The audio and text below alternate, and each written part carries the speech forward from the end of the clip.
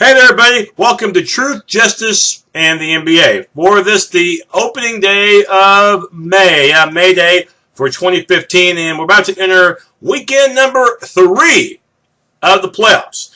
And last time we talked to you, we talked about the Western Conference, and by the way, the show after this, we'll talk about the West, including how Memphis closed out Portland, and also, too, we'll be talking about San Antonio and the Clippers. Who says that you have to have home court advantage to win? So far, the road team in that series has won 4 of 6. We'll talk about the last 2 games and look ahead to this weekend's Game 7 from Staples. Now, time for the Eastern Conference, and I know that even as I speak, Game 6 is either taking place right now between the Hawks and the Nets, or has already taken place, okay? So forgive me in advance. We're going to talk about Games 4 and 5 first to catch you up to speed. Of course, as I've mentioned before, the difference between the Hawks and the Nets during the regular season, monstrous gap, okay? Hawks were 22 games better, best record in the East. Nets, 38 wins, below 500, and barely got into the playoffs. But after Game 4, dead even, which is all that matters in that 4 out of 7 series. That's because in Game 4, the Nets were able to find a way to come back from a double-digit deficit, and they again had the rebounding advantage. Once again, Brooke Lopez, did his part in the game, and then you also saw as well too, Deron Williams. And by the way, Williams is worth $19.7 a year according to the Nets. Personally, I don't think he's worth that much at all.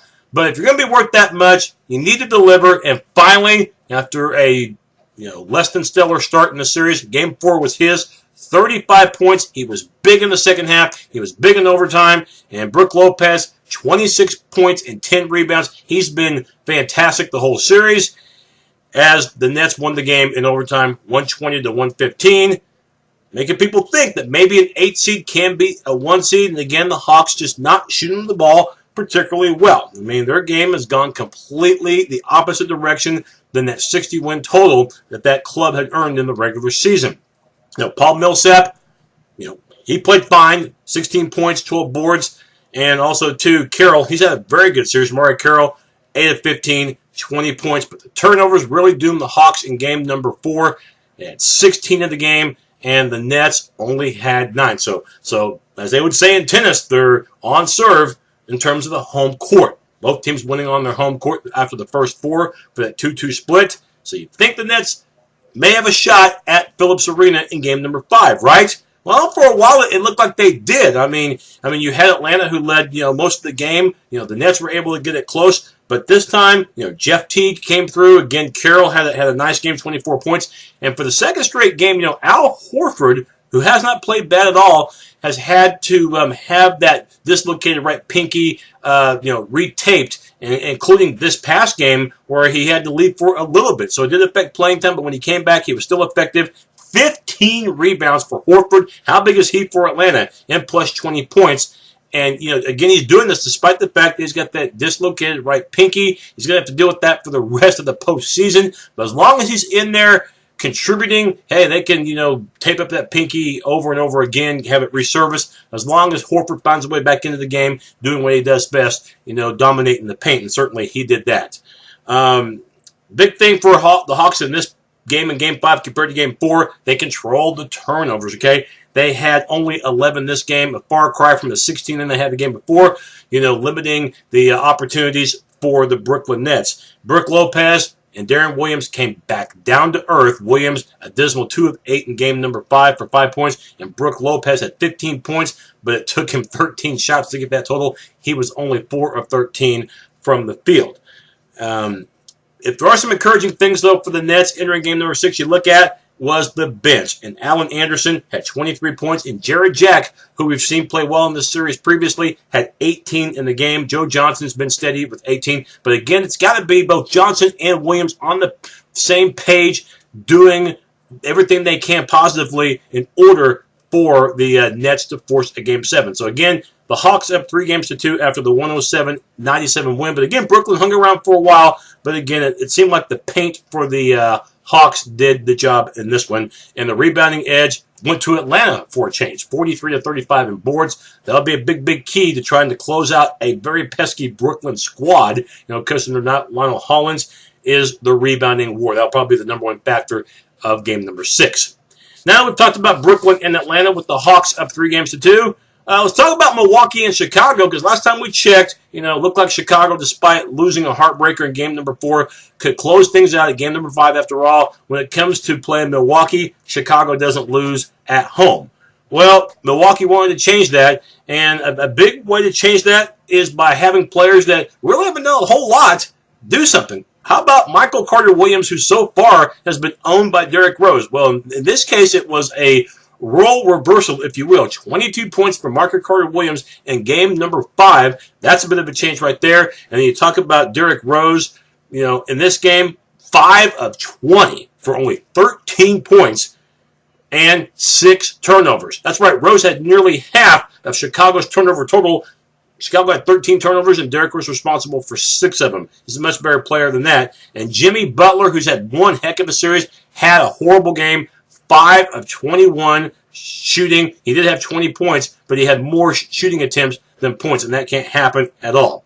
And Milwaukee had the rebounding edge in this game, 48-45. So the Bucks keep the series going with a 94-88 win in game number 5. So game number 6. Remember, no team's ever come back from a 3-0 deficit in a best 4 out of 7 in the NBA history of the playoffs.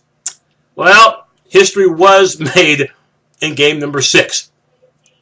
Of course, we know Milwaukee is the home of beer. Well, if you saw game number 6, you might say that Milwaukee looked drunk and looked like they consumed too much of it. Okay, I'm not saying they drank beer. I'm just saying it looked like they were plastered, because the Bucks looked like yuck in game number 6. It's one thing to lose, okay? And Chicago certainly pasted Milwaukee. It's one thing for Milwaukee to lose. It's another thing, though, to absolutely lay down and quit and then let your frustrations get the best of you, which we'll talk about in a minute. 120-66. This is the history I'm talking about. It's been 59 years since you've seen a wider margin of victory in a playoff game. 59 years, okay? You got to go back to when Minnesota beat St. Louis back in 1956 to find a game more lopsided in the postseason than this one. For Chicago, they started kicking butt and ended up kicking more butt, and then the only butt Milwaukee could try to kick got them thrown out of the game when Antetokounmpo ended up cheap-shotting Mike Dunleavy on a three-pointer that Dunleavy made with one shoe, and by the way, he had a chance at a 4-point play, but the shot by Antetokounmpo got him kicked out of the game, and then you saw more attempted fisticuffs by Milwaukee later on.